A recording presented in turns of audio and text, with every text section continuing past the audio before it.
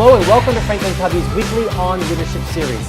My name is Scott Miller and I serve as your ongoing host. Today, very excited that the former screenwriter, best-selling author Eric Barker is joining us from his studio in Los Angeles, California to talk about his best-selling book, Barking Up the Wrong Tree. Eric, welcome to On Leadership. It's great to be here. Hey, thanks for your time today. So Eric, this book really is kind of remarkably unique in that it's kind of a book of its own genre. I don't know that I've read a book that's anything like this. It's kind of a masterful compendium of demystifying, debunking false narratives, or at least narratives we've led to believe are true and have perhaps led our life around them. And I'm very excited to talk about the way this book has impacted, my view around leadership and life and career and even parenting, which we'll get into. If you might take a few minutes and tell us what your journey has been to come to publishing what became a best-selling book on basically all the lists, recommended reads around the world, and kind of how you came to give birth to this great book. Yeah, it was weird. I was a screenwriter in Hollywood for a number of years, and then I kind of came to a career crossroads, and I was asking myself some big questions. And wasn't sure what I was going to do next. I was looking for answers, and I looked for the place where I thought I would find some of the most legit answers. I started looking at peer-reviewed research. That's when I started my blog, and after a number of years of blogging and realizing that a lot of the questions we ask ourselves about life, about work, about careers, the answers are out there. They're just in academic journals. And so I started putting things together. I started realizing a lot of ideas we had, like, nice guys finish last, and it's not what you know, it's who you know. A lot of these maxims around success were only half true or not true at all. And I decided to kind of put the book together to make it a lot easier to put everything together where we could see, get a little bit closer to the truths about success. Well, it's a labor of love, right? I mean, 8 years of putting together all this research and organizing it in an easy to digest capacity. I'll tell you, I read a fair number of books. As you can see from the set, these are some of my favorite books. You have a place of honor right here at the top. And I really make a deliberate intention to read carefully every guest book from front to cover, at least once, if not twice. And your book is unusual and unique in that it's not a sit down, in my opinion, and read it over a weekend. This is more of like a book you digest over, I would argue, weeks or months. I found myself wanting to read 4 to 6 pages and literally setting it down and go living for a couple of days thinking about how have I believed that myth or how is that true in my life. Have you found others have said the same thing? It's kind of this chunked book that really has to be digested over time versus a night or a weekend. Yeah, a lot of readers have written to me and said that they finished it and then they kind of wanted to immediately start reading it again. And I mean, for me, I think unfortunately there's a lot of business books that have one idea that could basically be summarized up in like a page, and it's repeated for 250 pages. And I definitely didn't want to do that. I wanted to, really present both sides of the argument, talk about the data, talk about relevant stories, and give actionable information. So yeah, I think there's definitely a density to it in terms of just trying to give people information they can use. Well, I think a density in a good way. We mentioned earlier today that I kind of think it's 4 books in one. Maybe it's more, but as I read it, for me, it was 4 really kind of manuals within one. In one way, it was a leadership manual or guidebook. And then secondly, it was a career guidebook. Thirdly, I definitely see it as a life guidebook. And then lastly, and I know you and I debated about this, as a parent of 3 boys, 4, 6, and 8, it's a great parenting book, and I'll talk more about that. But what I'd like to do is in the next half an hour, maybe segment our time in those 4 areas. First, there's no question, in my opinion, having some experience in the leadership space, this is a leadership book. You talk about a concept early on called the leadership filtration system. Put some more meat on that bone for us. Yeah, it was really interesting. When I was exploring leadership on my blog years ago, there seemed to be 2 totally different perspectives on leadership. You saw a lot of research that basically said leaders don't matter. If you've got a team of A players, they'll self-organize. You don't need some figurehead taking the credit. And then there was a bunch of research that said leaders can be transformative. and it's huge, and they unite people and energize them. And it just seemed totally contradictory. And then I stumbled upon research by Gautam Mukunda at Harvard Business School, which kind of resolved this dilemma. And leadership filtration theory basically says the reason there's that split in terms of thought is that there's actually two kinds of leaders. There's filtered and unfiltered leaders. And filtered leaders, move up the chain. Like, if you're gonna be CEO of GE, you're gonna get filtered. You're gonna have to make it to vice president, senior vice president. You're gonna have to keep moving up. And basically, by the time people get in the running for that top job, they've been so effectively filtered that they're almost indistinguishable. And that's why a lot of the research shows that leaders don't make big changes. Because, again, once you move to the top of a big organization like that, they've filtered out anybody who's going to do anything wild or crazy. But then you have unfiltered leaders. So entrepreneurs, or when you look at like when the President of the United States has to step down and the VP who was never elected has to take office. What goes on there? And what you see is people who produce big sweeping changes. Sometimes they're bad, sometimes they're good. But if you look at things through that lens of filtered and unfiltered, if you've got a system that's going great, a company that's running well, you want a filtered leader who knows how the rules work and will play by them.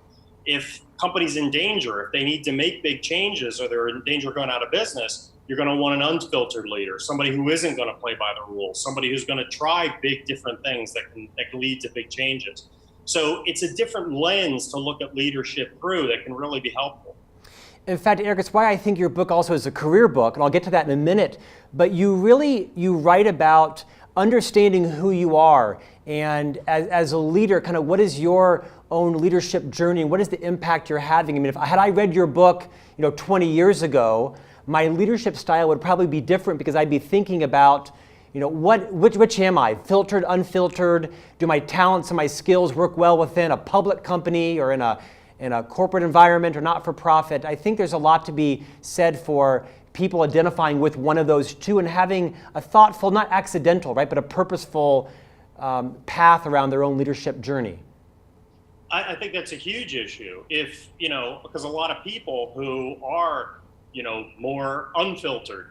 They want to take chances, they want to take risks, try and go the filtered path, and they don't fit in. It doesn't work out very well. And by the same token, some people who are very much dot the I's, cross the T's, filtered leaders, try and do something wild and crazy, and they may realize it just doesn't really click for them. They want structure and organization. They're not good at being a bootstrapping entrepreneur. And, again, to have a good idea of where your strengths lie, where your natural advantages are, it's a huge leg up to kind of be able to see through that lens and understand which environments you're going to gravitate towards naturally. Yeah, I think the big idea around the leadership book, within the book, if you will, for me was, although you don't say this exactly, you definitely inspired me to be more purposeful with my career, right? To really think about, should I, as a unfiltered leader, which I am, be in what might be a conservative organization or a more liberal organization, or should I have been an entrepreneur? I think I've discovered my strengths and I've found how to make them work in the companies that I've worked in. And I think I might have been an easier journey, and in some ways maybe even more impactful had I better aligned my unfiltered style with employers that really valued that. I mean, it's no secret FranklinCovey is a renowned firm in terms of our thought leadership reputation. And we, I think, probably more value the filtered leader. And I'm a more unfiltered leader, and I feel very valued here, but as I think if I could rewind the clock some, I probably would have thought more deliberately about what types of organizations really value my innate passions and style and personality. And I think that's really critical. Like kind of the more general formula for success that I set up in the book is the idea of, first and foremost, really knowing yourself, and then second, finding companies, environments, that value, the strengths you have, the resources you bring. That alignment ends up being really critical, because a lot of people do think about their strengths, but they don't think about their environment, or other people are really, focused on getting to work for the right company, but they're not thinking about whether their strengths fit there. And it's that critical issue of alignment between you and your context that really allows people to thrive. You've got to look at both sides for that to happen. Let's move to that. That's a good segue to what I think is the second book within the book, which is the career book. Again, like I mentioned, had I read your book 25 years ago, and I thought I actually made some quite deliberate choices. And for the record, I've had a phenomenal run at the FranklinCovey company, almost 23 years. Wouldn't change that. I might have changed some of the roles that I took. Talk a bit about, in the opening of Barking Up the Wrong Tree, you talk about the studies around valedictorians and millionaires. Talk a bit about that as it relates to kind of the success people have in career earlier on in terms of fitting within the system and such. Yeah, it's really interesting. Basically, there's research done at Boston College where basically they looked at valedictorians. And, everybody's told when you're growing up, study hard, get good grades. And the truth is, valedictorians do well. They do very well. They get good grades. Many go on to get graduate degrees. They end up to do well in their careers. But they don't generally become the people at the very top. They don't usually become the people who run the world or who revolutionize the world. And that is because, grades are generally a measure of compliance, of being conscientious, of doing what you're told. SAT scores and stuff are pretty good at measuring intelligence.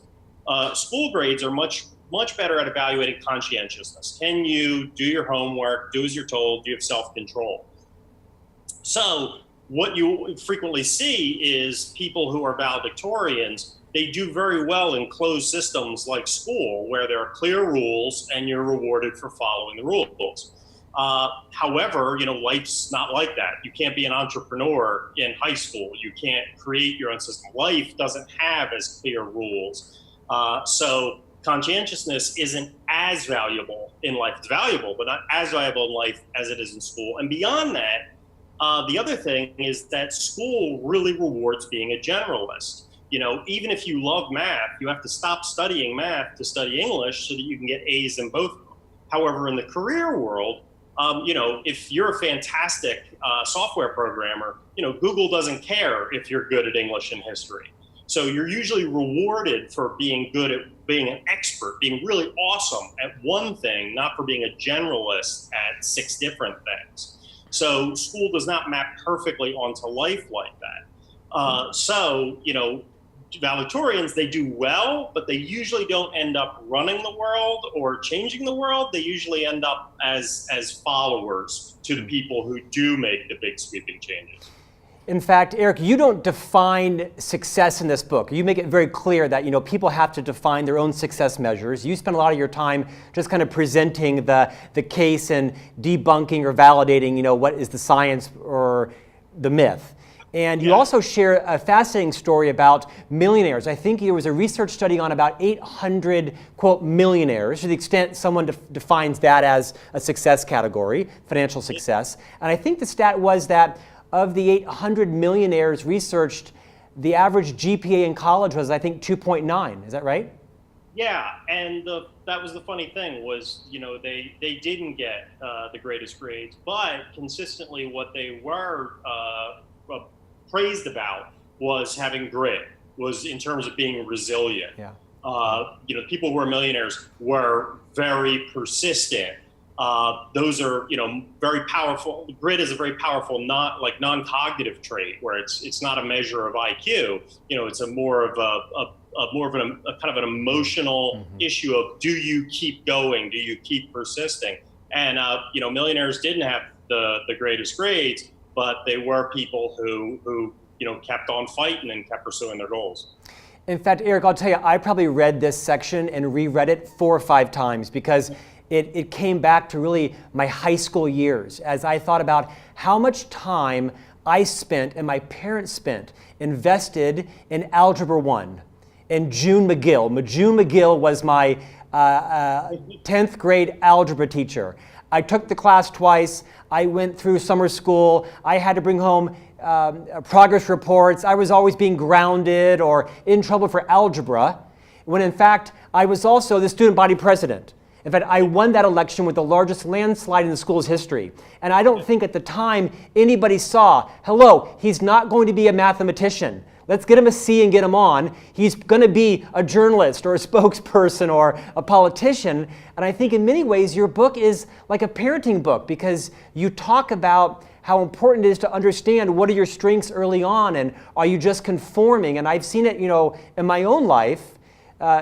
Talk about the importance of helping people earlier in life, even yourselves in your career, really get to know what are your strengths and how to align those with your passions and filtered or unfiltered style. Yeah, it's really interesting because we talk about people changing as they grow older, and in many ways people do. Definitely, people become more conscientious as they age. People become more emotionally stable as they age. This has all been documented. But for the most part, in terms of personality traits, like the big five, for the most part, people's basic personality, even when they're a child to when they're an adult, is pretty consistent. It's surprisingly so. People would be able to identify some of the same descriptors that friends or family would use about somebody when they're young would still suit them when they're older. So, that to some that might be a scary idea, but to other people, that at least that consistency, once you can get your mind around it, allows you to really say, what will I be good at? Which environments will I thrive in? And what's interesting is very often, we tell ourselves stories because we have this voice running through our head, this kind of narrator that we're talking to ourselves. One of the best ways to figure out, what you're like really is to do a survey of your friends. And if you can do it anonymously, that's even better. But because your friends just see your actions. They just see your behavior. They don't hear your rationalizations. So to ask your friends, to get a survey of friends, preferably anonymously, so that they don't feel like they have to be careful with their words, you can really figure out, where your strengths are, where your weaknesses are, because when you hear 5 people all say the same thing who know you well, it's probably pretty true. And research has shown that most people aren't that self-aware, but our friends actually know us better than we do. By doing that, and by doing what Pete Drucker refers to as like kind of looking at the decisions you make, how accurate they are, you can start to see where your strengths lie. Those are valuable tools towards getting to know yourself better. Eric, your book kind of has me questioning everything I thought I knew or believed in life. I mean, even honestly, this morning, my 4-year-old, who turns 4 in 2 days, he's having a big birthday party, and he came to me this morning asking could he have some of his gifts early. And at first I said no. And then I thought about you and thought, okay, so why can't he have a gift early? I mean, who's to say that, my kid can't have a gift before his birthday? And I mentioned that because you had me kind of questioning, what should I be following the rules by? And what should I be, breaking the rules and kind of carving my own path in life? To that point, what are some of the common myths that you think you either debunk or challenge that most impact people's lives, perhaps for the negative? That maybe people have lived their life around wives' tales or false narratives, that you might just kind of share a couple of them to say, rethink these and determine, is that working for you in your life? I think one critical one is the issue of nice guys finish last. I think a lot of people do feel like nice guys finish last, and when you look at the research, what you see is that not being so nice can be advantageous in the short term, but in the long term, it's usually disastrous. And that if the people who do the best and who do the worst are actually the people who are most altruistic. Mm-hmm. And if they just do a few things to make sure that they don't get taken advantage of, that they don't become martyrs, those people are actually the most successful, the most popular, and often the happiest. Takers, people who try and get as much as they can and not give back, they do well in the short term. They don't do well in the long term, because usually a reputation catches up with us. So people who feel like, oh, I've been too nice, being nice is beneficial as long as you don't become a martyr. As long as you're keep yourself in good environments where you're not going to get taken advantage of, You limit the amount, you do, so that you can still do your own work and get things done. It's really important to not believe that, that being good does not get rewarded. The research actually shows that good people do very well. At the very top, right? Even. Yeah, they do very well. They score at the top of success metrics if they just make sure that they're not surrounded by takers, right, and that they're not doing so much for others that they neglect their own work. Two more concepts that I found to be kind of recurring themes was the power of being trusted and trustworthiness, and the power of networks. Would you speak to both of those as well? Yeah, when people were surveyed, the number one thing they wanted in other people was trustworthiness. And also what you found was that people who scored like 7 or 8, I believe, on trusting others, by far did the best. Once you got to like 9, 10, some people could be a little too trusting and might get taken advantage of. However, the people who did the worst were the people who trusted others the least. So we do benefit by default more trust rather than less trust. And also the power of networks is enormous. You just see that. I document so many areas where just having access to other people, being able to reach out, having a good network around you is something that proves invaluable. And that a really easy first step is to reconnect with people that you've already known, where it's not hard, it's not sleazy. You don't have to feel like you're handing out your business card to strangers. Reconnecting with people is a powerful way to expand your network, and they're people who are already friends of yours. So it's extremely easy to look at your social media profiles and reach out to somebody you haven't talked to in 6 months or a year or two. Yeah, it's a great reminder.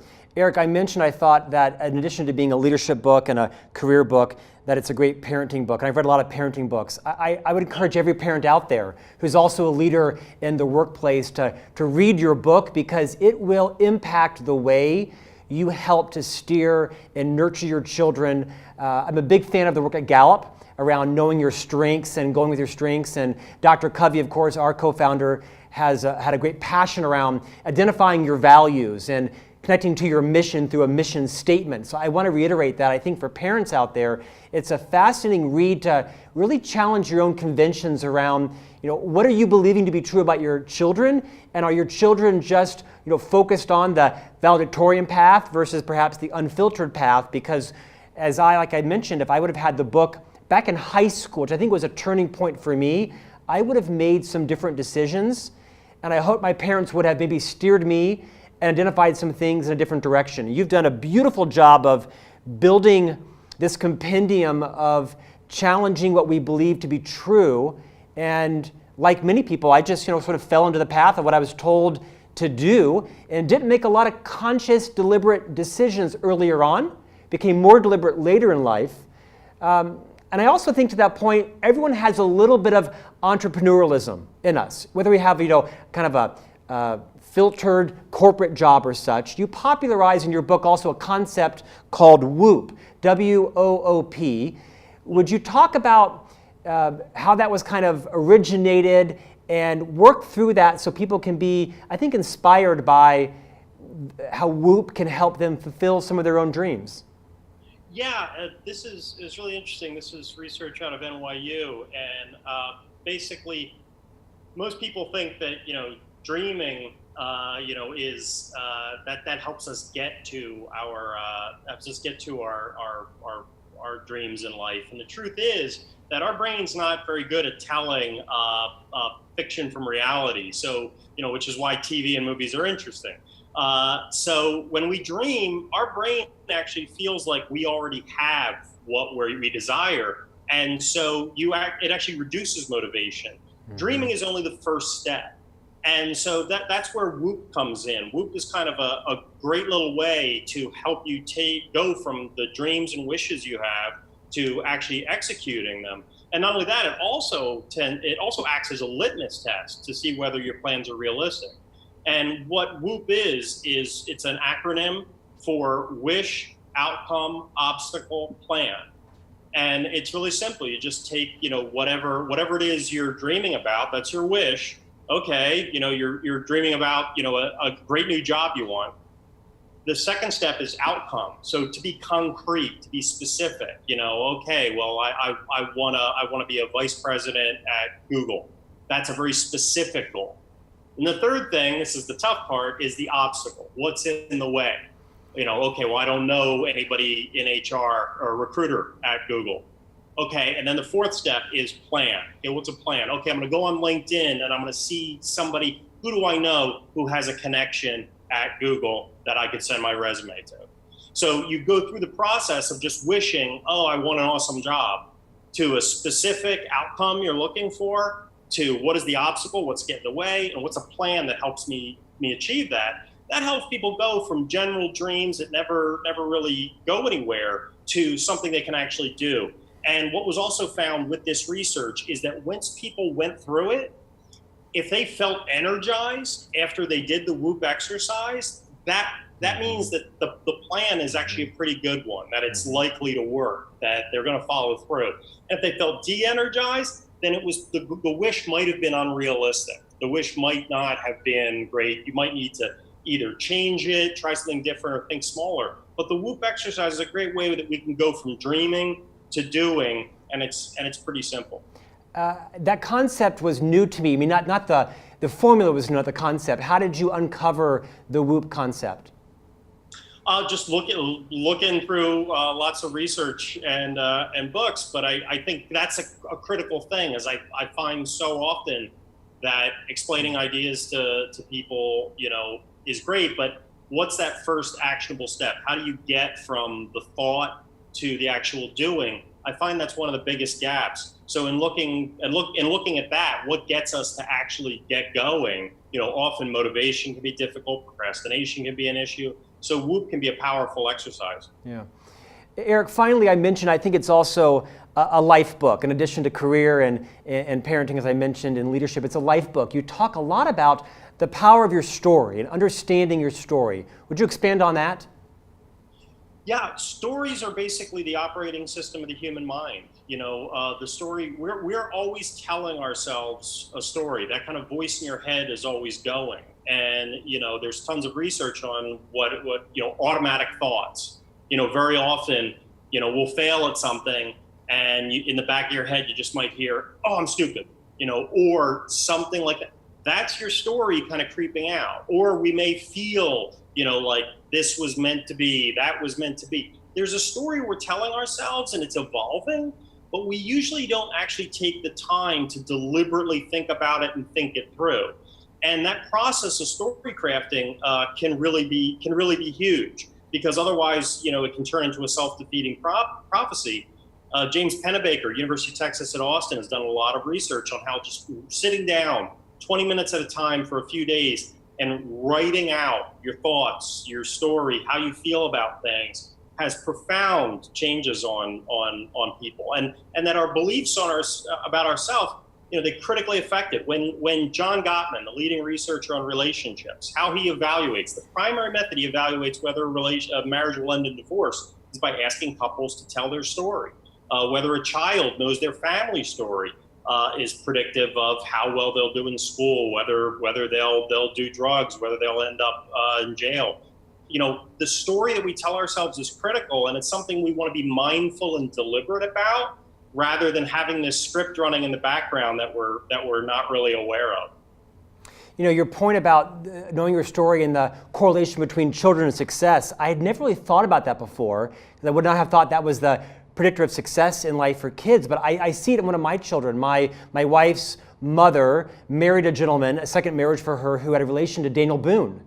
And so this is my sort of stepfather-in-law. And my son now is convinced that his ancestor is Daniel Boone, not by blood, but he's gravitated towards sort of this adventure spirit. And I've seen my oldest son kind of become alive with this exploring adventurous style, because he's convinced that his family history, somewhat true, is related to Daniel Boone. It perfectly validates that concept.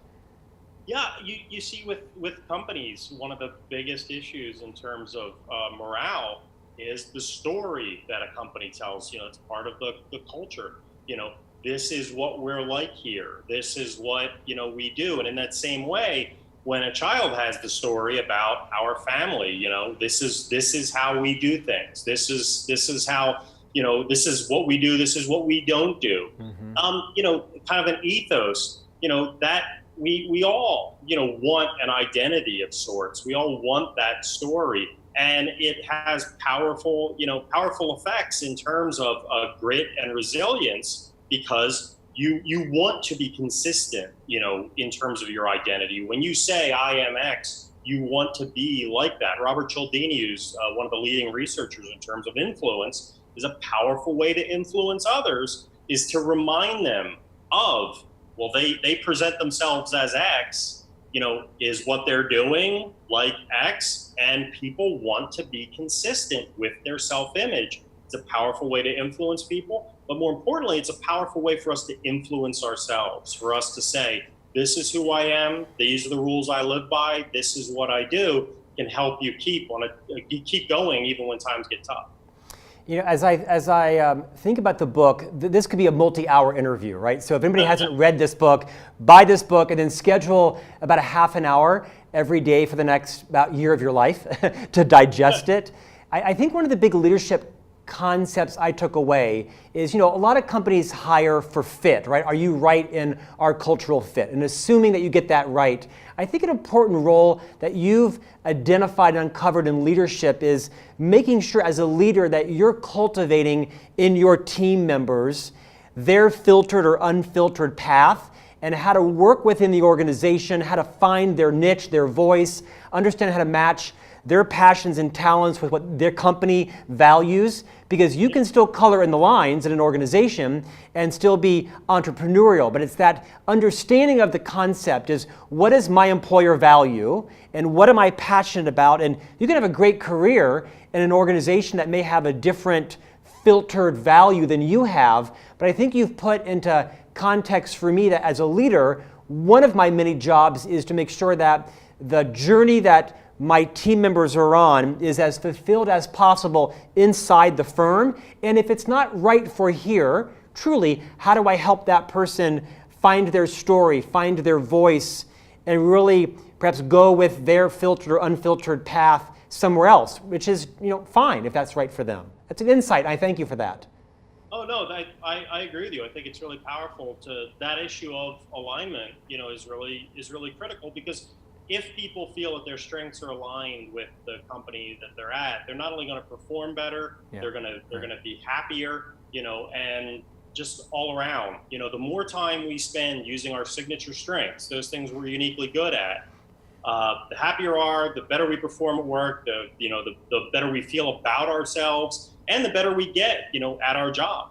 So it's really critical up front to think about that issue, of alignment, in terms of whether the people around you are going to feel fulfilled, be enthusiastic, be excited, and doing something they're good at. That is a real critical lens to look through. So Eric, in our final moments here, you have had a great journey yourself. You are a successful screenwriter. You have a runaway best-selling book that's been out for almost a year and a half that's still doing extremely well. You're on our set today, so congrats for that. But what's next for you? What's next on the horizon? I'm still blogging away. My blog, which Barking Up the Rowan Tree, same title as the book. I didn't get very creative there, but still blogging away and starting work on the next book very soon. So just trying to get out there, debunk some more myths, and help people live better lives. Eric, it's a gift to everybody. I think it's a gift that everybody should be reading in high school. Every teacher should be reading it. Every superintendent, every CEO, about understanding what's true and not true, and what myths are we living our life behind. I appreciate your time today, and maybe we'll have you back when your next book comes out and talk about the next topic. Eric, thank you for your generosity, and have a great day today. Thank you so much, Scott. Thanks, Eric. And thank you, everybody, for joining us today. Remember that today's interview is also available in a podcast format and comes out every week in a subscription e-newsletter. And it always includes a support downloadable tool and also a blog article as well. So we'll see you next week here at On Leadership. Thanks so much.